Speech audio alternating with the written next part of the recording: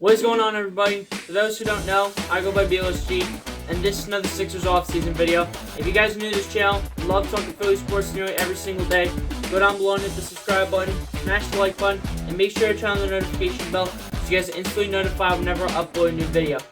Now, as you guys probably know, last night was the NBA draft, and today I am here to recap the NBA draft for you guys on moves that the Sixers did make in the draft. Also, some undrafted free agent signings that signed to the Philadelphia 76ers.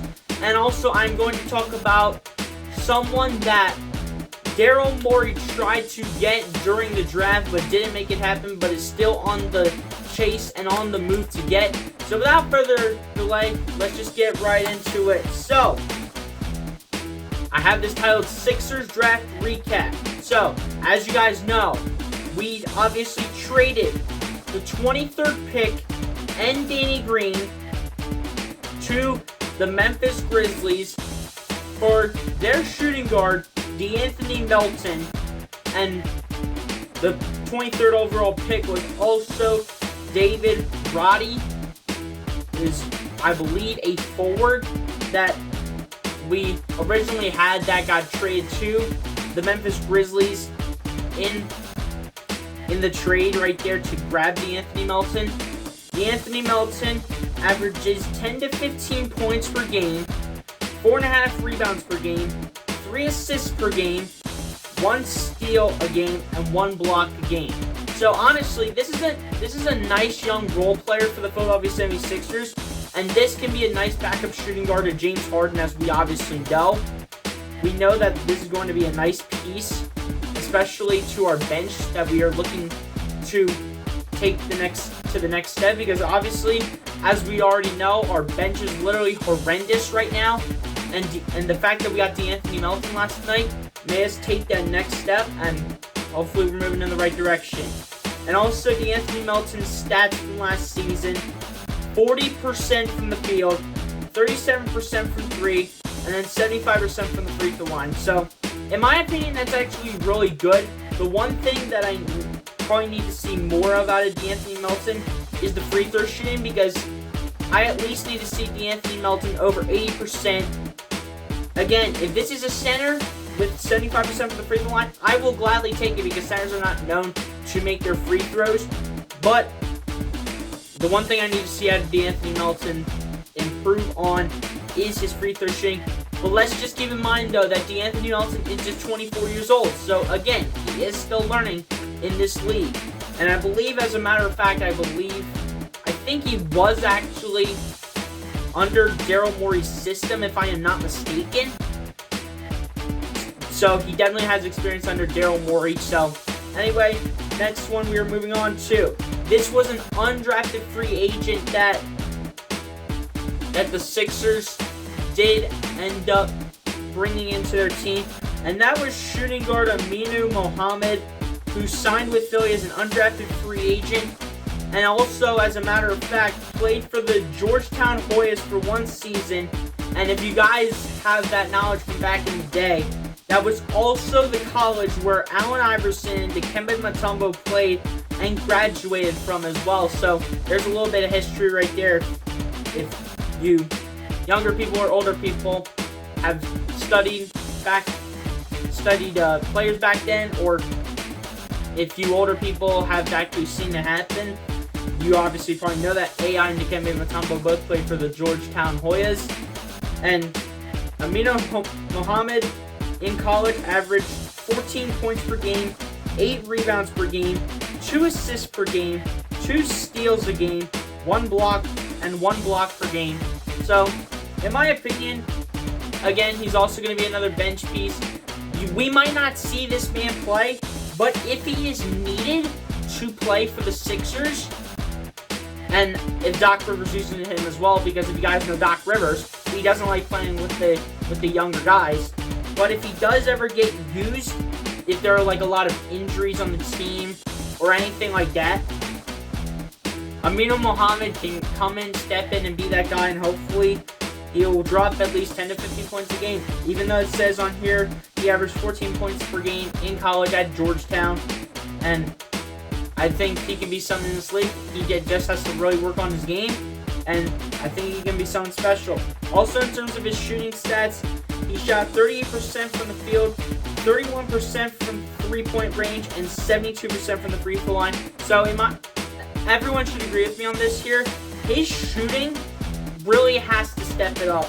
His shots from the field, I am perfectly okay with. But his three-point shooting at 31%, I think, needs to take it up a notch, because unless if you are a center, then you should be putting up more than 30% from three. But I don't mean barely. I'm talking about maybe 36, 37% from three. So I think that in terms of Aminu Mohammed's three-point shooting, it definitely has to be raised up a notch in my personal opinion. And then same thing goes to the free throw shooting. And this also relates to centers. Centers don't normally make their free throws, like I said before. And even though it was college, Aminu Mohammed, again, shot 72% from the free throw line. But in my opinion, again, he's going to have to step it up when he does get playing time in this case.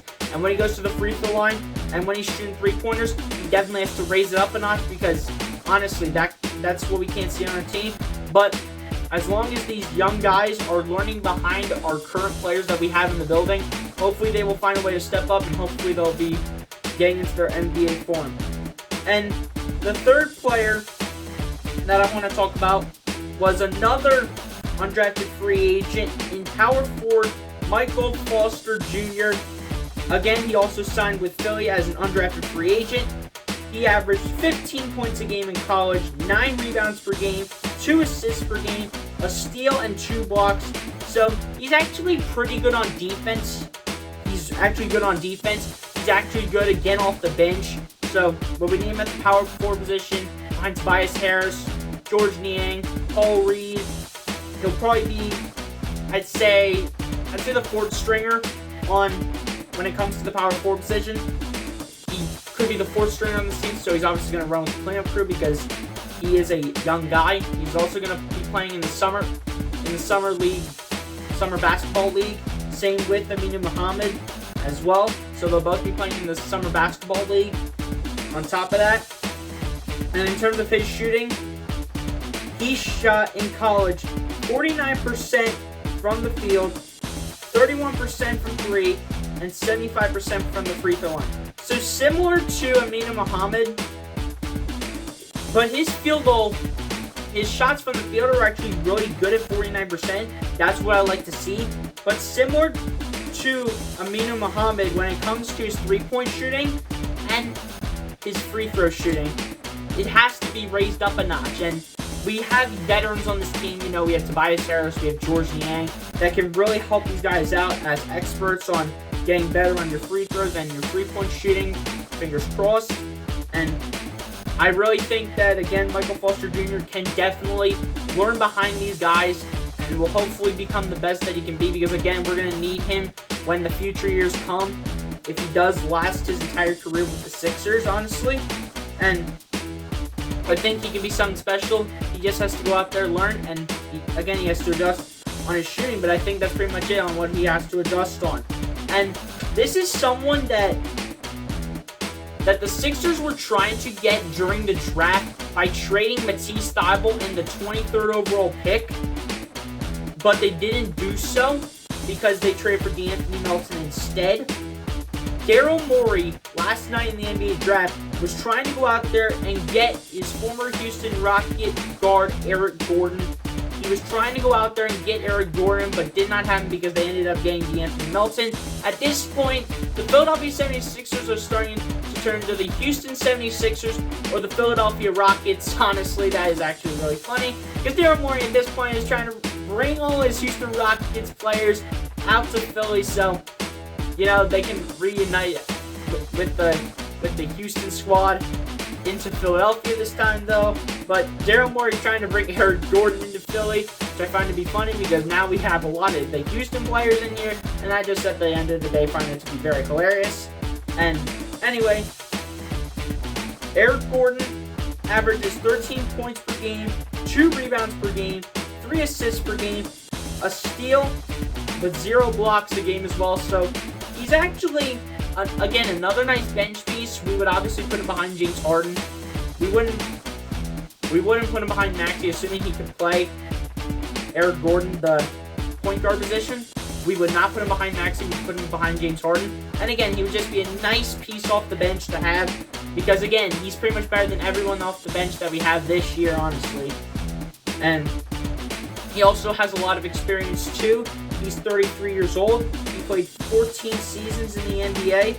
And in terms of him shooting wise, he's shooting 48% from the field, 48% from the field, 41% from three, and then 78% from the free throw line. So I really like what he's doing in terms of shooting from the field and from three-point range. But in terms of his free throw shooting, I think that has to be raised up a notch as well. I need guards and forwards to be shooting over 80% at the very least. I need them to be shooting over 80% from the free throw line every time that they take a trip over to the charity stripe. Centers is a different story because they're not known to make their free throws, and they're not known for really shooting the ball. They're known for getting under the basket a lot. But Eric Gordon, apart from his free throw percentage, he is really a great player. He played 14 seasons in the NBA. Like I said before, he's 33 years old, and he's just a nice piece off the bench that the Sixers can acquire if they choose to do so. And we could see Daryl Morey trying to form the Philadelphia Rockets or the Houston 76ers. And here's another funny thing too. Another former Rocket was almost coming to the Sixers, but because the Sixers traded for DeAnthony Melton, it's now least likely that it's going to happen. Daryl Morey was also trying to go ahead and bring in PJ Tucker, but since, again, like I said before, the Sixers got DeAnthony Melton by trading Danny Green the 23rd pick, it is now unlikely that the Sixers will get PJ Tucker. Joel Embiid wants PJ Tucker, but it's now looking like it's unlikely that it is going to happen. But at the end of the day, if the Sixers were to get PJ Tucker, here's some notes for you.